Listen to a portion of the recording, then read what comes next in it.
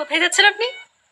মেজাজ মুজাজ অনেক খারাপ আছে আমার শরীরের ভিতরে বুঝছেন গিরাই গিরাই খালি কিলবিল করতেছে রাগ উঠতেছে আপনার যে ডিফোকাসটা আছে না ডিফোকাসটার উপর আমার মানে কিছু বলার নাই আমার ও বুঝেছি, লিজা না? মানে আপনি যার উপর ক্রাশ আর ওই ডিফোকাস দুজনের মাঝে বুঝি লাগছে না? এই আপনি কি ওই জানেন লিজার ব্যাপারটা